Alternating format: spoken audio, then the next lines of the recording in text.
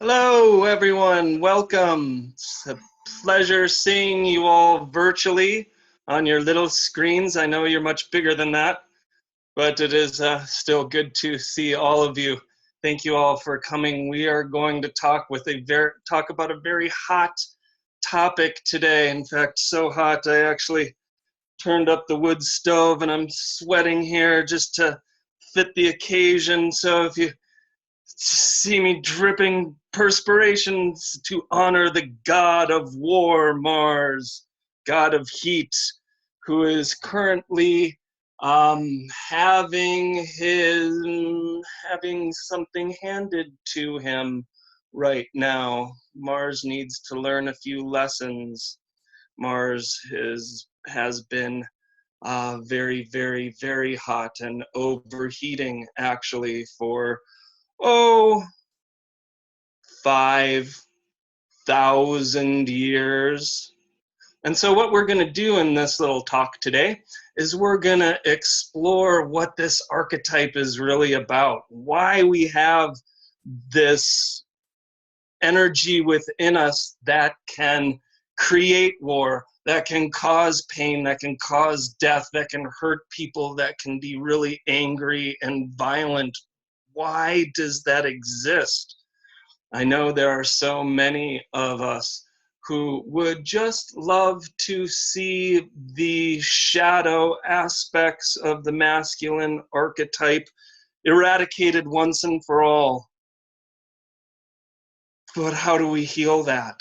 How do we do that? How do we make the shift not only in men, or what we can call patriarchy, or world, or conventional masculinity, not just making changes in that societally, but making those changes within ourselves, being male or female. We all have this masculine archetype within us. So what does it mean to have this energy be a spiritual journey and not devolve into anger and aggression, avarice, war, pain, bloodshed, and violence? It's an age-old question. And it is not necessarily like I can, in the next 45 minutes, answer this question. This is an evolutionary process within us each individually and within our society globally, socially. So Mars, the god of war, I think back as to what the ancients were thinking. Oh, look at that little one. It's going so fast. Going around the sun, so close to the sun, so close to spirit. Maybe it's having a conversation with it.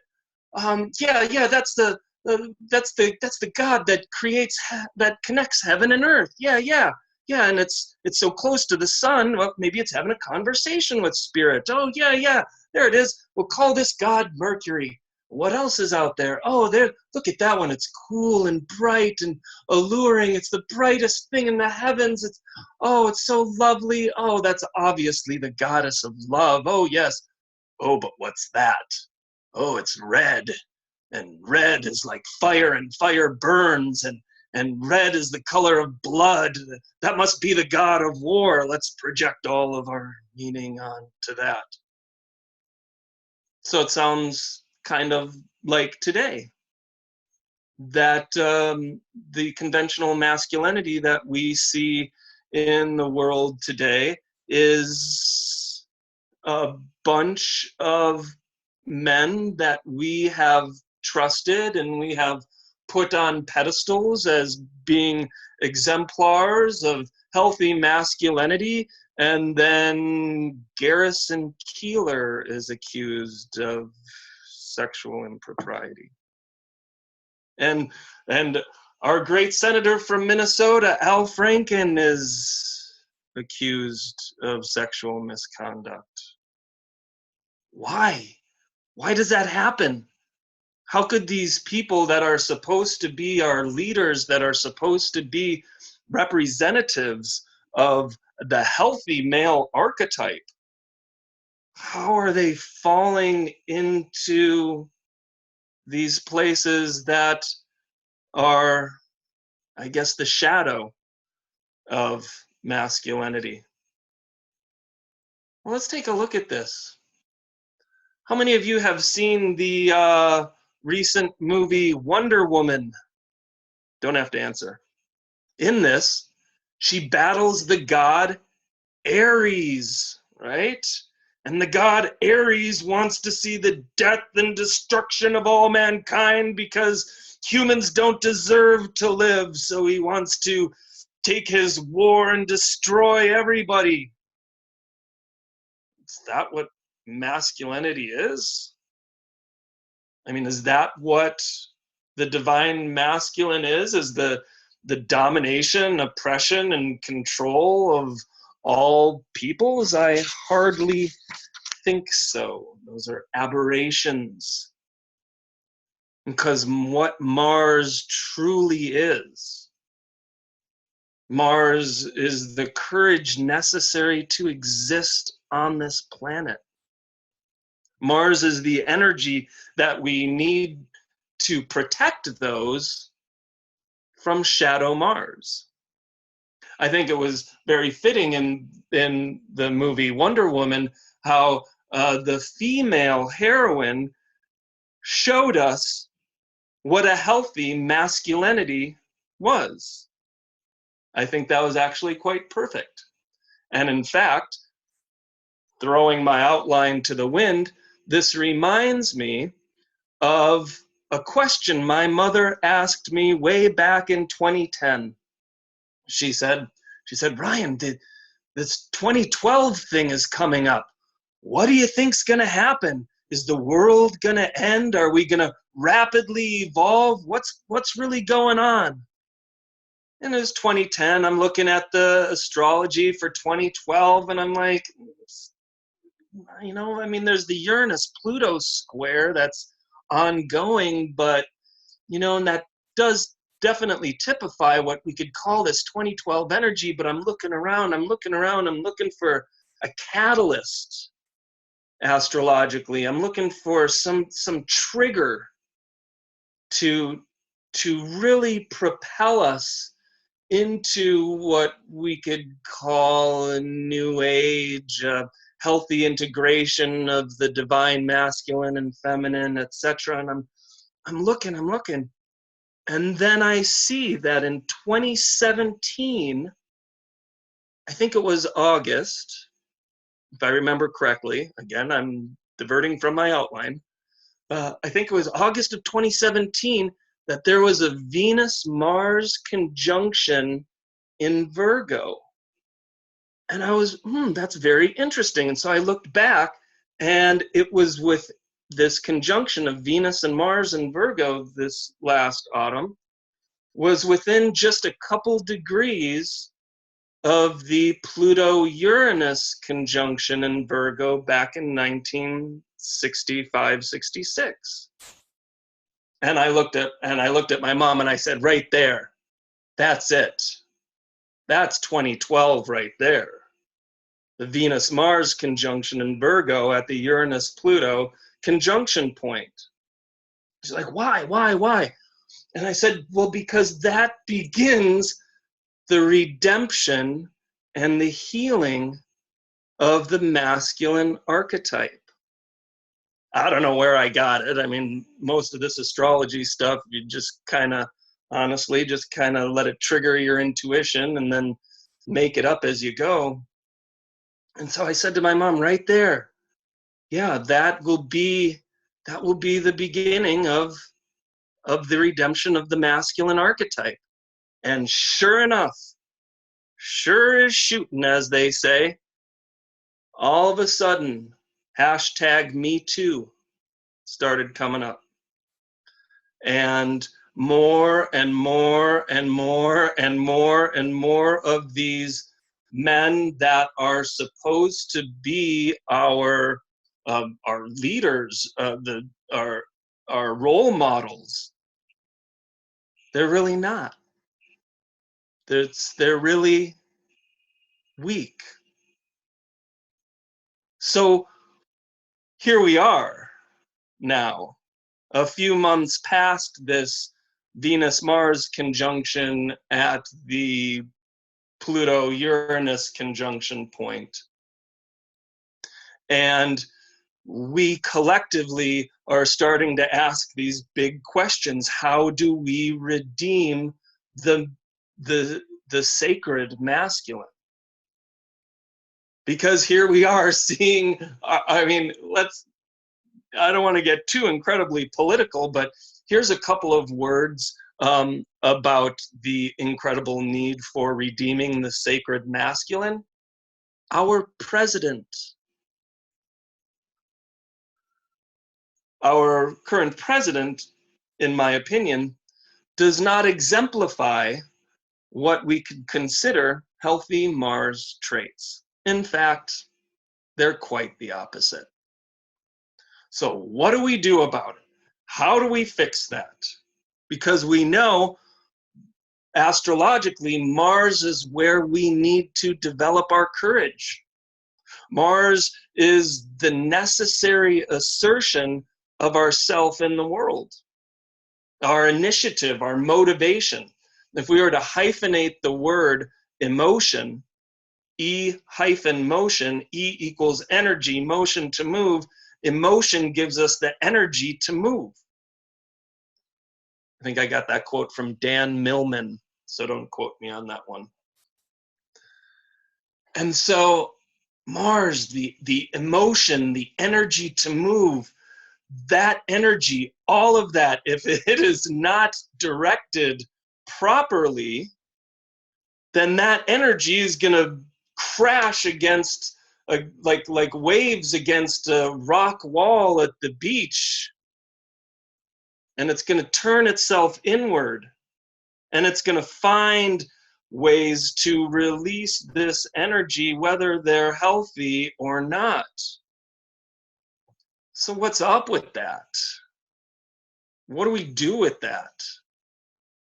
And the way I want to contextualize this whole problem of Mars, this whole conundrum, this whole challenge, and the incredible power and potential and the beauty and the majesty and nobility and magic that is inherent in Mars. I want to contextualize that by looking at Mars astronomically. And so what I'd like you to do is, as I'm talking, I want you to feel the solar system in your body. Feel the solar system in your imagination. Imagine that the solar system is just merely a reflection of you. That's what we do in astrology, right? So it goes kind of like this. With the sun, we awaken into ourself. We become aware of ourself. Oh, I exist. Why do I exist? In my case, my sun is in Sagittarius.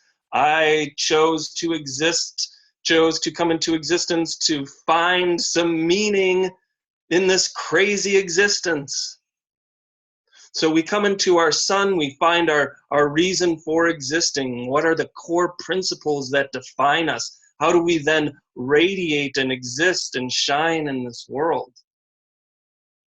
And once we have found some definition as to who we are, we then begin to put on our lenses and look around at the world outside of ourselves. Oh, look, there's a picture. What's a picture? Oh, it's one of those things. Oh, catalog, picture. Oh, what's a chair? Oh, it's a chair. Oh, the color orange. Oh, the color green. Oh, okay, we start to define things with Mercury. And we see what's up there, and this perception, then this perceptive filter leads to the things that we're thinking, and that leads to the things that we say. And once we start thinking about things and tuning into the things that we're seeing, we start to see the things that we like. We start to gravitate towards those things that we're really curious about. that are really interesting to us. And we come to Venus. And when we come to Venus, we say, oh, I like that.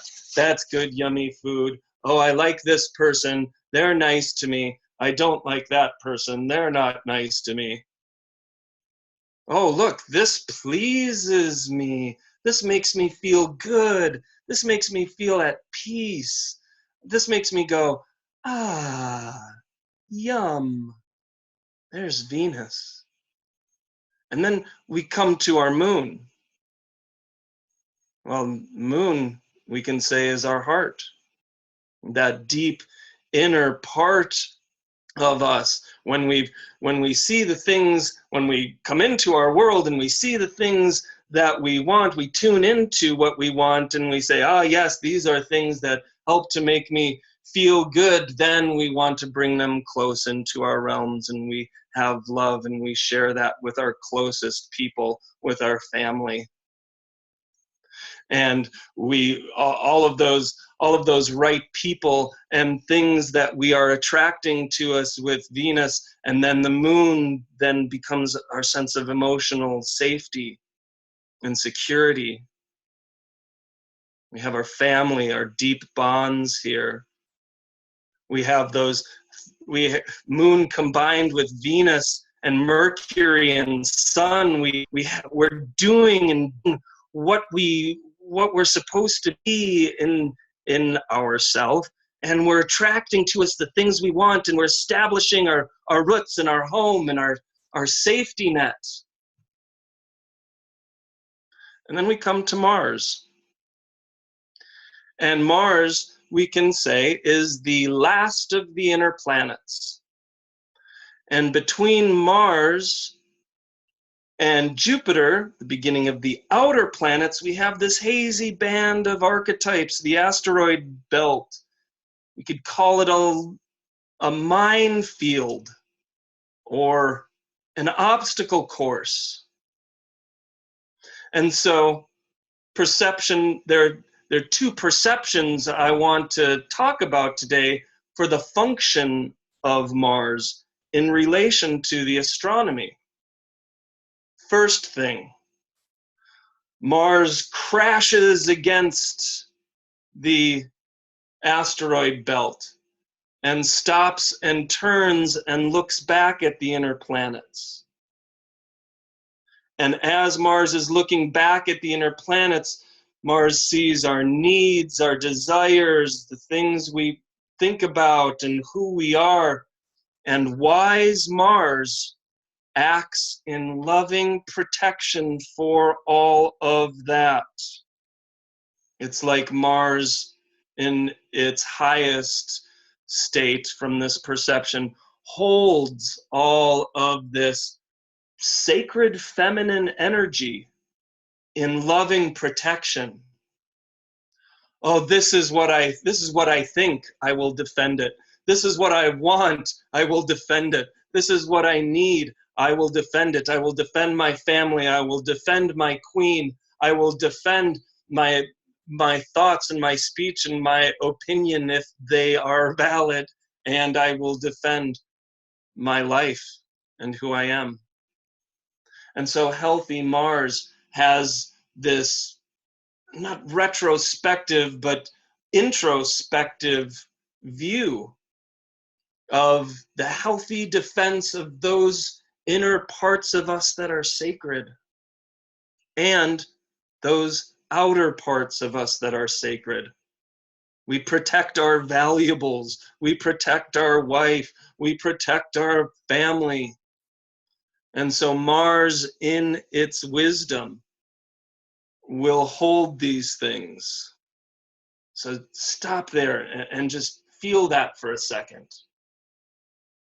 The loving protection of all that is sacred. There, that's the purpose of Mars. Now, what does it take for that energy to devolve into, oh, you're conflicting my ego? Boom. Oh, you have a different opinion? Boom. Oh, you're after my wife? Boom. Oh, you said something bad about my mother? Boom. What does it take? It takes fear, very simply. The fear of loss, the fear of death, the fear of annihilation. And this is why Mars rules Scorpio, because Mars is the journey, the rich, deep spiritual quest of facing that fear, facing that dragon, facing those demons in us, which if we were less conscious would make us act in those unsavory ways. So it is very, very, very, very simple for the Martian archetype to react with violence. It is very, very simple to draw a sword and slice off your opponent's head in war and conflict. It's very easy. That's why it is the spiritual journey of Mars, and it is the task of redemption for especially us men, but anyone, male or female, who has a Mars archetype within them. It is our task to engage in the age-old battle between love and fear. And pick your story. Go back to your days in comparative literature and your honors AP program in English in high school, where you read all the great classics and you read the books written by the great authors. I can almost guarantee you that in every story, if it's not the main theme, it's one of the themes. It is the battle between fear and love. And so, to heal Mars, first off, Mars must love. Mars must understand that the true defense of ourself is the loving protection of the Sun, Mercury, Venus, and lunar archetypes within us and without us, and not to defend those through violence, in a nutshell. But that is one of our animal programs, is it not? All I have to say are the words mama bear, and y'all know what I'm talking about. It is logical, it is necessary for mama bear to protect her cubs. If she does not, they will be eaten. So there is an amount of necessary aggression. There is an amount of necessary, dare I say, violence. What do we do with that? How do we do that? Oh my gosh, that can easily lead to. So we give thanks for the great teacher, the founder of Aikido, Morihei Ueshiba, who said that the true martial way, the true martial art is love, is the loving protection of all beings.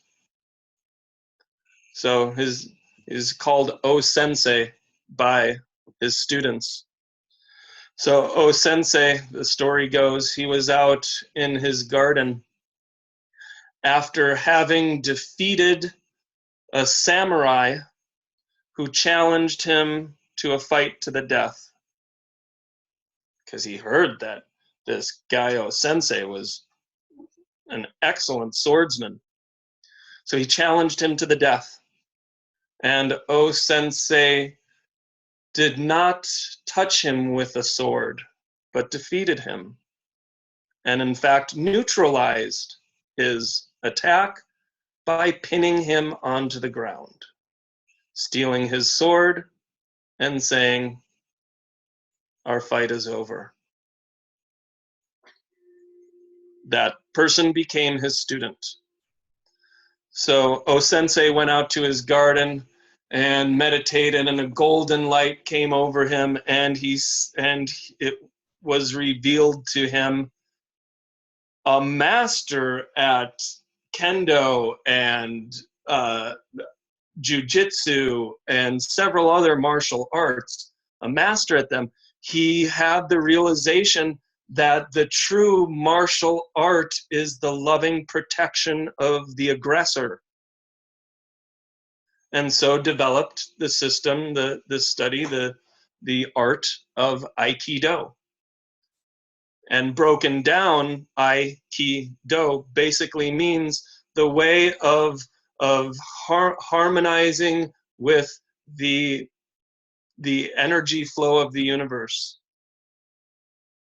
So the true martial way, the true martial art, the true expression of Mars is the loving protection of all beings as we flow in rhythm and concert with the universe. That is an incredibly large spiritual journey. The second aspect of Mars I want to talk about astronomically is, again, feel this in your body. Mars, the loving protection of our sun, our Mercury, our Venus, our moon, and those people and things in our lives which reflect and represent our sun, Mercury, Venus, and moon. Lovingly held. But Mars has this other task, and that is to look towards the outer planets, because we don't stop at Mars. Our beingness doesn't stop just at the loving protection of our home and family and love and the good things and the good food and the conversation that we have, because we have a Jupiter. We have a mission in the world. We have a purpose. We have a reason for being that takes us out of our little sphere and into the great broader world. Some of us have a purpose and a mission to be really helpful for other people. Maybe Jupiter's in our 7th house. Some people have a mission to have lots of kids and be incredibly creative with Jupiter in their 5th house. But whatever that call is, we cannot get there because of this obstacle course, because of this minefield of archetypes between our inner self and the self we must be in the world. And so Mars, then, while holding lovingly these inner aspects of us, also has to have the courage, the energy, the will, the motivation, the emotion to gather enough force and power to, like an athlete, get a running start to leap over the chasm of the minefield of the asteroid belt in order to land safely at our mission, at our purpose for being, at those things that help to expand our life and make it bigger than just our little immediate sphere. And so the action of Mars, it's got to look both ways. Mars must look inside and be there for the loving protection of all things within us and without us that we care about. But Mars is also about the courage that we need to be in the world. That's huge. It is very, very, very, very easy to say, oh, well, I guess I could go do my mission and my bigger purpose, but I'm going to just, that's a lot of work. I'm just going to turn my focus back on my desires and the things that feed me and the things that make me feel good. And I don't care what I do in the world as long as I'm just taking care of my stuff. And for some people, that's okay. Maybe some people in this life really need to focus on their own internal processes and their own internal sphere, their own personal sphere of influence. But if we are going to engage the world, if we're going to do something bigger, if we're going to have more than a job but a career, we need to have the courage and the confidence that it takes to leap over this chasm. So, Jupiter calls to Mars. So, in your individual charts, look at the conversation. They don't have to be aspected by a square or trine or anything to have a conversation. What is the conversation your Jupiter is having with your Mars? What is the higher calling that Jupiter is saying, hey, we can do this? And then look at your Mars and see all of the courage and energy and self-confidence that it's going to take to engage in that bigger, broader mission in the world. Mars needs to take a great leap. So one must be properly motivated in order, with the hope of expansion, with the hope of doing something bigger, with the hope of making an impact. And if Mars does not have that, then it's very easy for the fear of annihilation to take over. This world is scary. Look at the teenager who is going to leave the house, Moon, and follow their purpose, Jupiter. One must generate the energy needed to, number one, make the break with what is familiar and easy and comfortable and safe. One has to generate the energy to make that break, and one has to generate the energy to make that leap. That's huge. That's an incredible responsibility. That's a lot of weight. That's a lot of power. And so what I'm suggesting here is that if one's ego, Sun, if one's thought processes, Mercury, if one's self-worth, Venus, and if one's emotional needs are not well taken care of, have not been consciously processed, have not been engaged and integrated and held reverent, then the Mars function will invariably be warped, and Mars will make that break in order to make that leap with anger, with aggression, out of fear of losing some aspect of one's Moon, Venus, Mercury, or Sun. So step one with healthy Mars is to have, is to snap your fingers and just have a healthy Sun, Mercury, Venus, and Moon. I'm suggesting one cannot do Mars right until they have at least become conscious of the issues inherent in the complexities of that we all have in our Sun, Moon, Mercury, and Venus. So Mars literally represents the fight or flight necessary to make the leap. And if it is scared,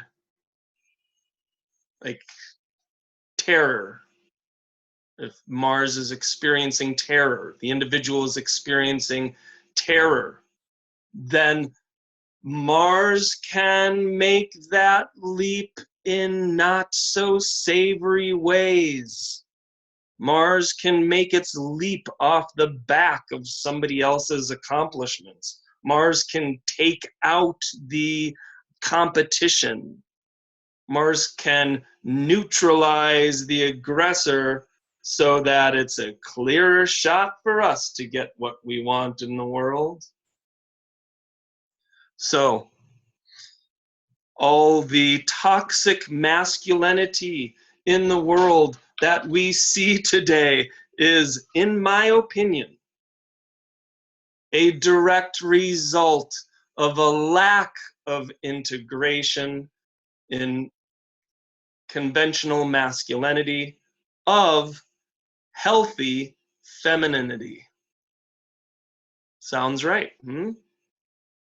I don't really know who I am, and so I'm just going to trust other people's opinions, Shadow Mercury, and I don't really have much self-worth, so maybe I'll just rely on what you say, but Shadow Venus, and I'm actually kind of scared, and I don't feel safe, and I don't feel as secure as Shadow Moon. Oh, but I'm going to make this great leap into my mission in the world because I'm supposed to? That's a recipe for disaster. And that is probably a very often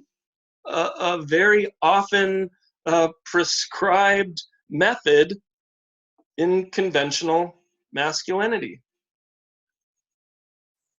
How long has the great goddess taken a back seat to the great god? And the great Old Testament biblical God will smite you if you don't follow him. And so men today are working with 5,000 to 7,000 years of quite literally inaccurate programming. Men have for 5,000 to 7,000 years completely disregarded their feminine natures. And as we all know, we are all a mix of masculinity and femininity. I have facial hair and I have feminine qualities. Big deal. What that means is that maybe, just maybe, I myself can integrate those within me, and then as I'm integrating those within me, then the volume turns up on my perception of all of the toxic masculinity out there. So Mars, the energy needed to courageously jump into our mission, into life, into being in the world. Mars, it's like the seasonal shift from Scorpio to Sagittarius. Think about it this way. You can feel this in your body. In Scorpio, we have our killing frosts. There are no more tomatoes. This is classical mythological Western civilization. I know you people in coastal California or Texas might still have tomatoes in October. Still, historically, the death of the tomato, that means I might die. So with Scorpio, we have that we come face to face with death. And if we can work through our fear of death in Scorpio, then we become completely free in Sagittarius. And in the season of Sagittarius, all right, there's no more tomatoes, and well, what are we gonna do? Well, it's late November, and things are cold. I think I'll go on a trip to California or Texas where I can eat a tomato. Healthy Sagittarius. So, so the process of of coming to healthy Mars is not an easy process. The process of coming to healthy Mars is the process of coming to first a healthy ego, Sun. And it's about cleaning the lenses of our perception, Mercury, so that our opinions don't necessarily rule the world. Having a healthy Mars means having a healthy Venus and coming into a very positive self-worth, knowing what it is we're made of, and knowing what is good in the world, and seeing the peace and the beauty and the harmony in the world with healthy Venus. And in order to have a healthy Mars, we must have a healthy Moon. We must know who we are on the inside, know what we want, know what we need, and be able to follow that heart. So to have a healthy, conscious Mars, it sounds kind of like a tall order. Sounds like a whole heck of a lot to ask. But this is our spiritual quest. If we are to make the leap into the outer planets, into our mission and our worthy work and our authentic life and our spiritual connection with all sentient beings, and of course be conscious of our deepest ancient generational woundedness, Pluto.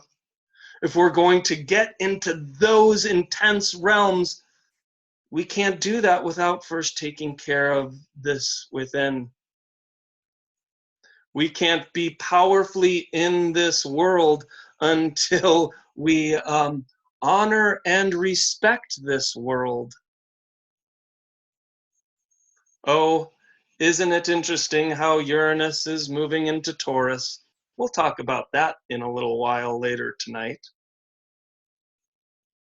So, sure, fear can motivate us, and it can be very useful if we remember that what fear really is faith returning. And what fear really is our ability to find within us our courage. We can let that fear put on many disguises: greed, sexual misconduct, excessive desire, war, egoism. There's a billion ways that shadow Mars can emerge. You know, we can very easily allow our anger to diminish our self-respect. And in defense of our opinion, we can rage. And in defense of our things and relations, we can dominate. And in defense of the home and the heart, we can justify any terrible deed. So our energy gets blocked by the fear of the loss of all of these things. It devolves into a lack of confidence and a lack of right self-assertion.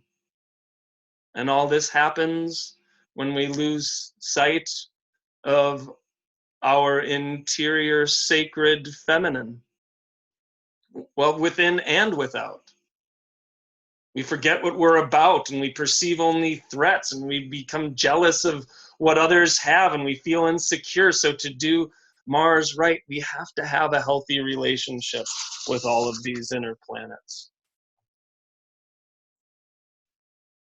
And that's why we see so much toxic masculinity out in the world today, because it has not been part of the social programming for it to be okay for men to feel, for men to access their healthy femininity. So let's pray that all of that changes. And so to the degree, male or female, we can have a healthy respect for these inner qualities, to the degree that we can know ourselves and trust our hearts and revere that which represents the sacred feminine within and without. Then we incite our passion. Then we incite our power. We feel frisky, and we want to share that when we're in a powerful Mars. We go after what we want instead of just sitting there attracting it. We're encouraged and we're joyful. So Mars as a spiritual journey, holding and loving protection, all of those aspects of us within and without that are dear and tender and delicious and loving and thoughtful, and at the same time wanting to hold on to that as our roots, make that leap into the world with confidence and power and self-assertion, courageously. That's a very intense thing, and it's very easy to devolve into war and aggression. So we must, every moment, make the choice between love and fear, between allowing ourselves to be the victim and stepping up to the plate with the energy to have us take our appropriate actions and take our appropriate steps. And so when we find this energy that moves us, we know it's right if it's beautiful and has its roots in the protection of our love and our home and our family and ourself.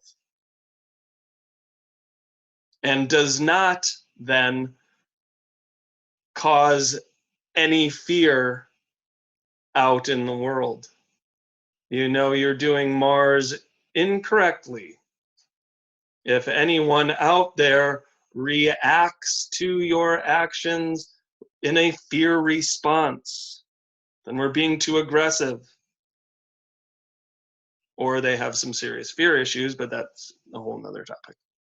So, doing Mars right, we have to have the power, we have to have the confidence, we have to have the courage to know that it's about us, that it's about our mission in the world, it's about the loving protection of all that is sacred and beautiful in this world. And if we do it right, we are feeling powerful, we're feeling frisky, we're feeling energized, and we're feeling motivated. And if we do it incorrectly, we're feeling angry, we're feeling stuck, we want to hurt ourselves, or we want to hurt other people. So if we're doing it wrong, we haven't honored the sacred feminine within us, and we haven't honored the sacred feminine outside of us. So let us hope that the conjunction of Mars and Venus and Virgo at the point of conjunction from the Pluto-Uranus conjunction, 65, 66. Let us hope that these are now the days where healthy masculinity can remember that it cannot exist without healthy femininity.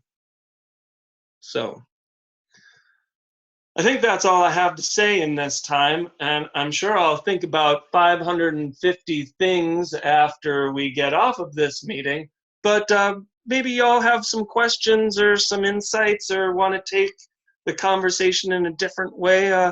Do y'all have any questions, comments, or otherwise?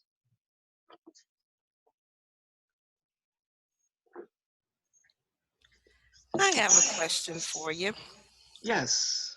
What do you think of the flight side of Mars?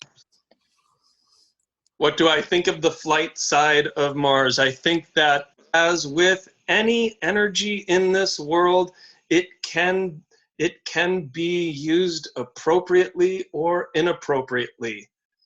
And the flight side of Mars has very much to do, in my opinion, as to our conditioning and upbringing. If we have been raised with a knowledge and an awareness of the sensitivities and thoughtfulnesses and compassions and all these other archetypally feminine attributes, if we have been raised with that, our flight response should theoretically be the least violent response possible. But if we have been conditioned by war and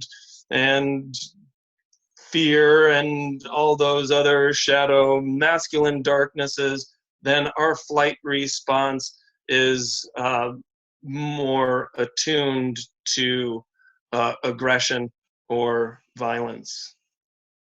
Is that what you were questioning, or did I misread that question at all, or did that answer your question a bit?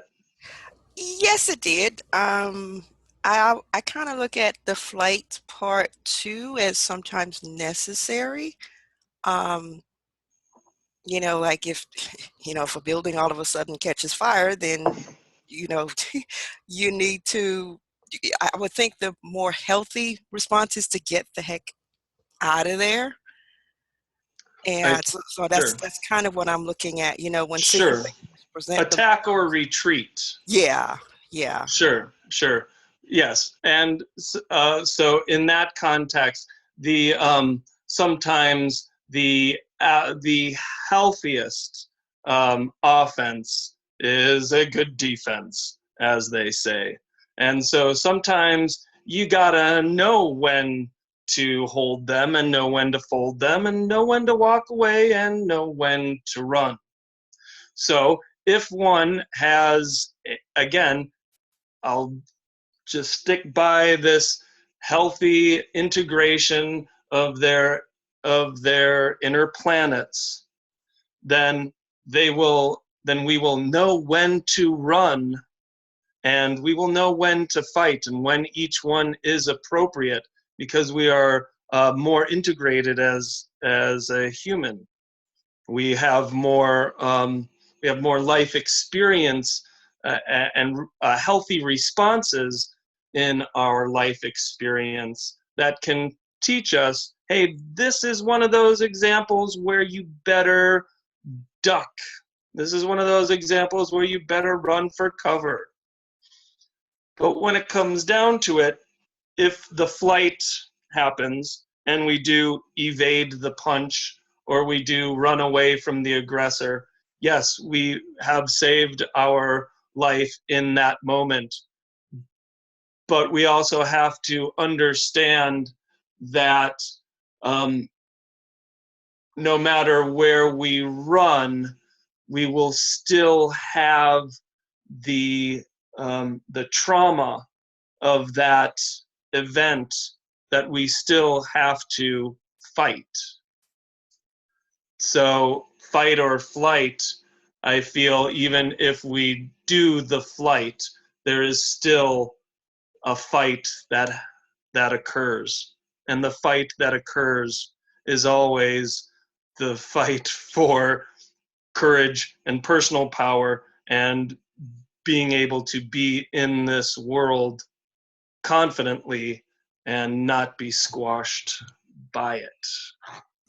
So yes, running is an appropriate response, is the short answer.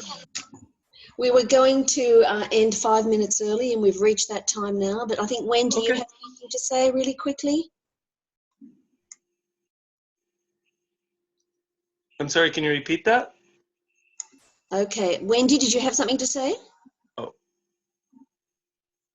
Okay.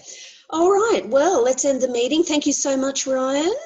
Yes, you're so welcome. Thanks everybody for being here, and thanks for helping me access my Mars with Chiron and Aries squaring my nodes in the 10th house. Okay. So there it is. There it is. Thank you so much. Looking forward to seeing you next time, and we'll see you in the next meeting. And All right. bye for now. All right. Thanks, everybody. Excellent. Thank you. Bye-bye.